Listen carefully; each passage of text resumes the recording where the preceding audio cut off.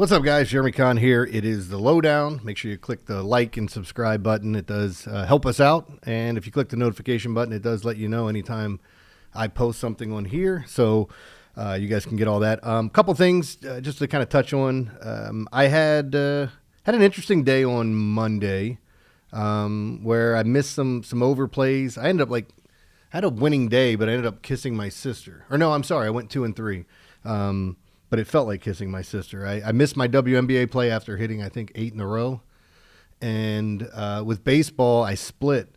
I had a couple games I really liked, but I gave out a ton of props on the morning show, and I think every one of them hit. And I'm going to throw some props here, too, when I'm looking at, or things that I look at, and you guys can kind of decide what you want to do, because I don't have the prop numbers in front of me. And when you do props, it's the number's the most important thing. And then how much juice you're paying on said prop. But we'll get into that in just a second. But yeah, I had one of those interesting days, had a couple of nice calls, things that worked out. I had the Tampa Bay over, no bueno, against the Tigers. I think it was 5-1. I had a couple other plays that, they were nice plays. I don't know why I'm sitting here trying to bust my brain over what I did on Monday. But here, I'll go back to it. So I had the Pirates Royals over. I talked about that on the morning show with the guys where I understood why everybody was on the under. It was just a great hitting situation. I attack those all the time if the environment's right and everybody's fading it. So, for example, I've talked about my process and how I do things where I handicap all the games. I look at the weather when it matches up. And then I see the other thing that factors in for me is I like to see where the money's going. And that's something I can't do today on the podcast, but I'm on a daily podcast, of course, or on the morning show or something else. I can talk about those things, but I'm going to try to, I see this all the time. I'm trying to be more proactive in getting in there in the comments and letting you know when things change or if something I think is interesting. I try to let you know all the spots where the wind's blowing out or anything that I think is significant. But when all three things match up, meaning I handicap the game, I'm on this side. The weather matches up. And then I go and look at the money and see the money's going the wrong way, or at least doesn't match up with what I like, and then I'm fading the public. If all three things come together, it's going to be a top play for me because I trust my research, I trust the algorithms that I use, and I distrust the public. So anytime the public's on something, I look to go the opposite way, and it's not as cut and dry as that. Everybody talks about being a contrarian, but it's more of picking your spots, and it took a long time to kind of learn that because I was one of those guys, especially during NFL season, I was betting the board, man. If I didn't really like a game, I wouldn't bet it. You bet some of them smaller than others. And I know guys that bet the board side and total, which I just think is insane. But you can't just be a contrarian and say everybody's betting on this side, this side, this side, so I'm taking the opposite.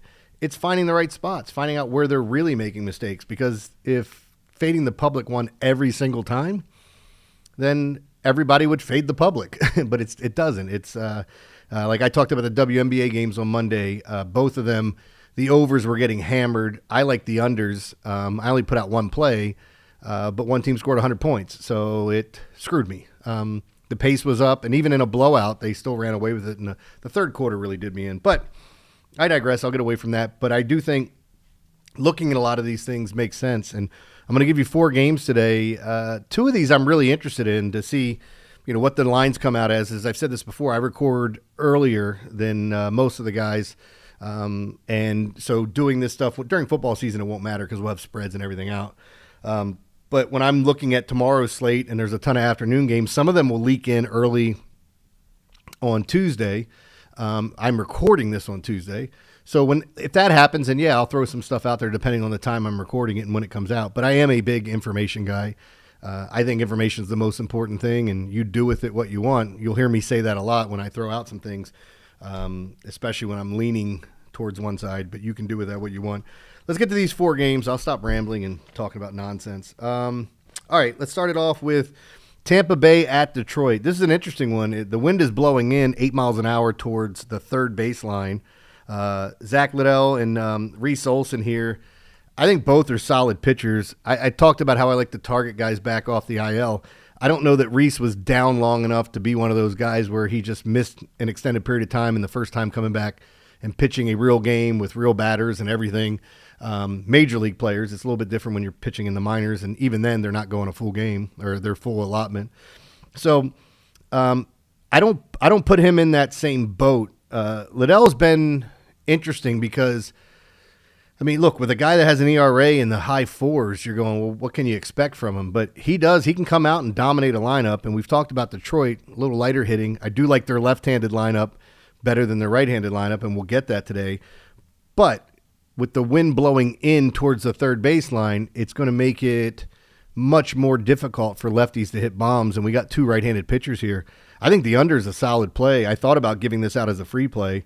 But right now it looks good, even with, the situation that's going to be hot there, like 90 some degrees. That can definitely, heat can affect the game and you can get nickel and dimed. But when I talk about the wind blowing in essence, you're not eliminating, but you're minimizing greatly the chances of home runs happening.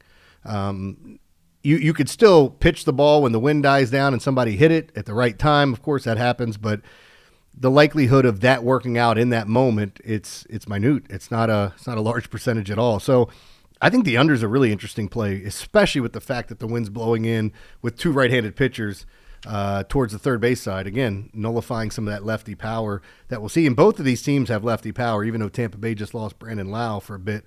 But I do think the under is interesting. Let's go to the Phillies and Giants. Stop me if you've heard this before. Wind blowing out at 6 to 7 miles an hour. It's 58 degrees there. It's July and it's 58 degrees in San Francisco. Good Lord. Jesus Luzardo versus Justin Verlander. I don't know how many people know this. Justin Verlander is 0-6. He has a 4.84 ERA and a 1.44 WHIP, meaning he puts about 1.5 runners on every inning. When you look at Jesus Luzardo, he's had two really, really bad games. I don't know which guy we're getting. I think he's more of the guy somewhere in between. I don't think he's a high 4 ERA type guy. He can definitely get the Ks. He looked phenomenal at the beginning of the year, and then he had that game where he gave up, was it 7 runs? Or it was a ridiculously high number, and it almost immediately took him out of the Cy Young race. It drops him off the board there, and he hasn't done much to try to get himself back in that situation. But I will say this. I've talked about it, Oracle Park. It minimizes the wind, so it's not a concern, even though it's not even blowing out much. What gets me is the 50-some degrees, and this is a big ballpark where it's going to be harder to hit home runs. Give me these two guys. I'll take a chance with Luzardo and Verlander to keep this under the total. And look, I wouldn't even be surprised with the conditions if they decided, if this game comes out and it's like a 7.5, even a 7 in there. I know the previous two games were 7 and 7.5, so maybe this stays consistent, but I'm going to lean towards an under here. Even with the high ERAs with the pitchers, I still think they can limit damage. Verlander, he's got to figure out how to reinvent himself. I don't know how deep you follow baseball and how far you go back, but this isn't too far. Zach Greinke. Zach Greinke was one of the nastiest pitchers in all of baseball. Crazy good stuff, and we're talking striking out double digits, 2 ERA, and just being dominant. And the weird thing is he has some sort of social disorder too, where like if you watch him, he's done some really funny stuff over the years. But I talked to a former teammate of his that said at one point, he was out there playing by first base with Tonka trucks, and who knows what was going on with him. I don't even know why I'm telling this story, but it was one of the more surprising stories I heard from a major leaguer. Said, yeah, he was just a little off. And if you watch him during games, like he'll throw a baseball and tell someone to go F themselves, or he plays jokes on people. Like if you hand him a baseball, he might throw it in the outfield or something. He's just an interesting dude. But getting on the whole Zach Greinke thing, he got hurt, he got old, and then all of a sudden his fastball's not in the mid-90s anymore. He's throwing 82-mile-an-hour fastballs and eephus pitches and working his breaking stuff and hitting his spots. And, yeah, he would get tattooed quite a bit, but sometimes you'd watch him and go, how the hell is he doing this? I think Zach Greinke was one of the best pitchers I watched when he was on the top of his game. But I almost feel like this is what Verlander has to do. Madison Bumgarner couldn't do it. He tried, and he just got knocked around. There's certain guys that can't get away from that power pitching that they had and do what, for some of you older guys, what Frank Tanana did. Frank Tanana was a flamethrower, gets hurt, has to come back and pitch differently, and then all of a sudden, before you know it, he's the guy trying to get the soft contact. A guy gets on base. Let's get a double play here. Let's get him to turn over on it. And, so I think that's where Verlander is. I don't know if he's going to get there. He's in a good ballpark to kind of get out some of the issues he's having. And he's a fly ball pitcher, so it's been difficult watching him this year. Maybe he'll turn the corner, but it's weird seeing. I'm not a wins and losses guy, seeing that 0-6 by his name. All right, let's go to the Colorado Rockies and the Boston Red Sox. 72 degrees, winds blowing about 5 miles an hour in. This is an interesting one to me because we have Antonio Senzatella, who he sucks. He sucks so bad. He doesn't strike out anyone, and this Red Sox team strikes out a ton. But with Lucas Giolito, I don't know if you want to say he was just up for his last start against the Nats, since that's the team that traded him, and maybe there's a little bit of that revenge game narrative, if you want to call it that. He has pitched better this year from an ERA standpoint. He's put guys on base, so you're just hoping that he doesn't come out here and just put way too many guys on base and maybe get nickel and dimed, or even have the simple fact of giving up the long ball, which he's had the tendency to do throughout his career. But what I'll say about this is I would lean Red Sox, and I know it's going to be a big number, which is why that's not going to be my bet here. Take a look at Giolito's Ks. I've been targeting the Rockies. I've talked about this quite a bit. They strike out more than any team in baseball, not named the Angels, and the Angels aren't that far ahead of them. By the time I finish recording this podcast, one of them could have passed the other. They're right there neck and neck. They suck. They strike out way too much.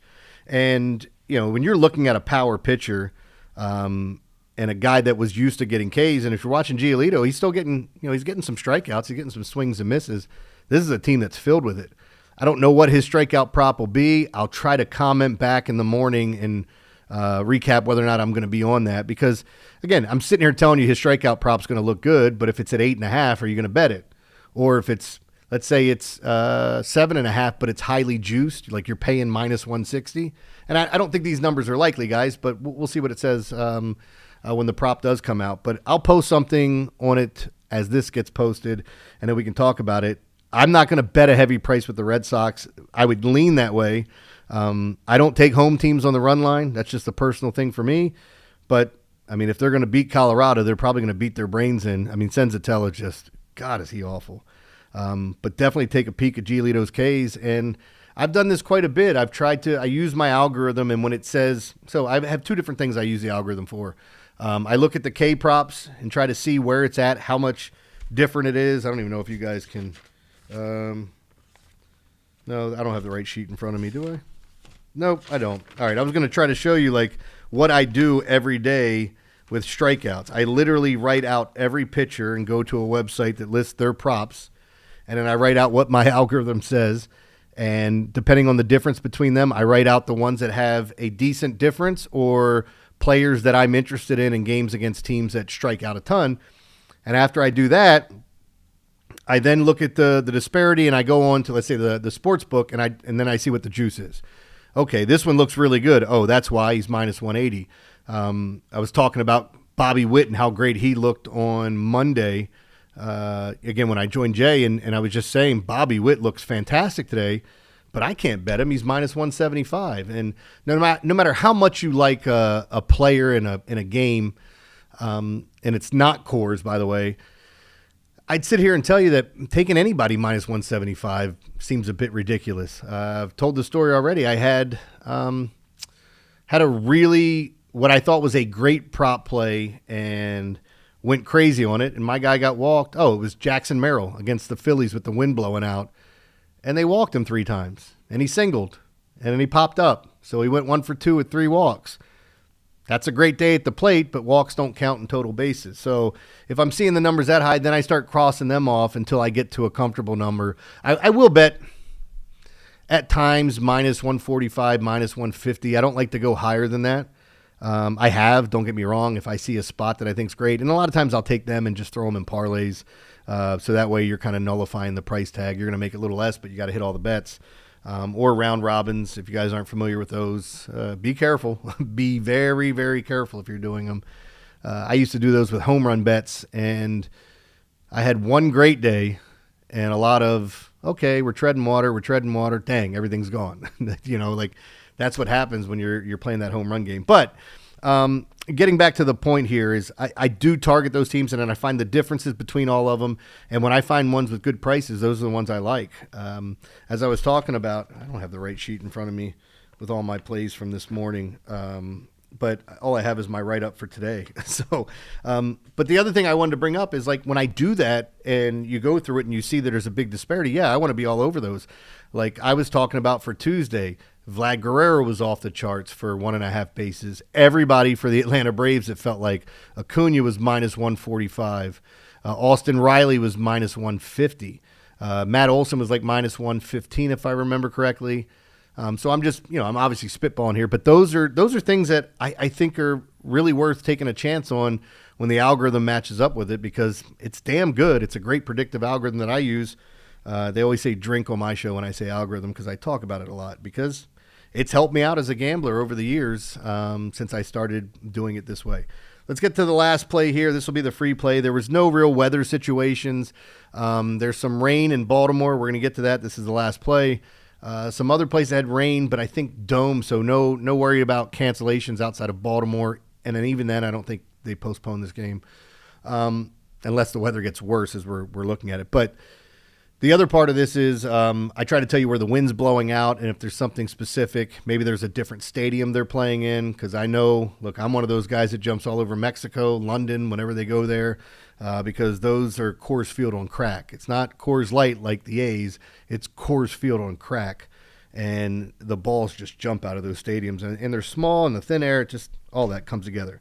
So I try to give that out on a daily basis. But let's talk Mets-Orioles. This is Tommy Sagano versus David Peterson. A little bit of rain in the forecast, like I said. It is 90 degrees. The wind is blowing out slightly, like 4 to 5 miles an hour. So it's not a great help, but it doesn't hurt. It is going to be so freaking humid here that I'm going to be all over the over. And I know people were looking at this when the Orioles were playing the Mets on a Tuesday night, and you saw the pitching matchup, and like the total was 10. With Brandon Young on the mound, who we're still trying to figure out what he's going to be. Well, I've talked about Tommy Sagano, and with Sagano, he is a pitcher's pitcher. He hits his spots. Japanese pitcher who they don't pitch as often, and they usually pitch in 6-man rotations as the guys in the States. So he's been pitching in a 5-man rotation. The Orioles just said they were going to go to a 6-man to help him out. I don't know what that does for his trade chances or any of that stuff, but he's been getting hit harder, and I think more Sagano on tape. He's still going to get out of some. He's a great pitcher, guys. If you haven't watched him, again, he was an MVP in Japan, but like he hits his spots. He confuses hitters. I know some guys don't like the term pitches backwards, but he does a lot of interesting things to get outs. A lot of soft contact too. But when he's not hitting his spots and when things aren't going his way and people can see, figuring out what's coming in because they're not afraid of his fastball, it could be a long day, and I think that's what's going to happen. I've talked about the Orioles' struggles against lefties. They've been better since they got healthy, with Westberg back. Who else? Colton Cowser back. You still have Gunnar and Jackson Holiday, and they're waiting on Adley to come back, and they just got Tyler O'Neill back. So a bunch of those guys getting healthy does help, and there's some right-handed bats in there to help with left-handed pitching.